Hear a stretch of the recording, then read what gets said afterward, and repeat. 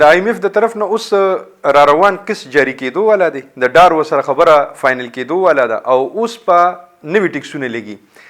په 100 روپۍ په پټرولو باندې د لیوي خبر روانه ده، 10 روپۍ د یونټ خبر روانه ده، 75 نه والا تر د 80% پورې د ګیس ته ګرانېدو خبره روانه ده.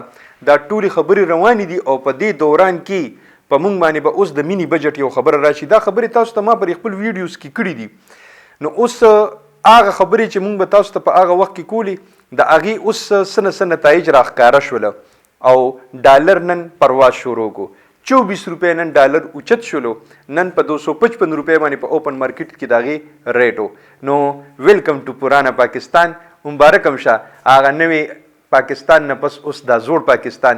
اوس خو به درته پته لګېدلې وي او کیدای شي چې اوس په ډي جي آی اس پي آر صاحب به راځي او هغه به اوس مونږ ته وایي چې اکانمي خو ډېره زیاته سټرانګ شوله او اوس د دې اکانمي خیال ساتل پکار دی ځکه چې ډار راغی او ډالر ډر گیا. نو چې ډالر ډر گیا نو بس هغه اوس بره روان دی او لاندې د راتلو کوشش نه کوي ځکه ډار آګیا. دا خبرې به مونږ تاسو ته کولې خو په دې باندې به چا عمل نه کولو. د لوی الله په امان.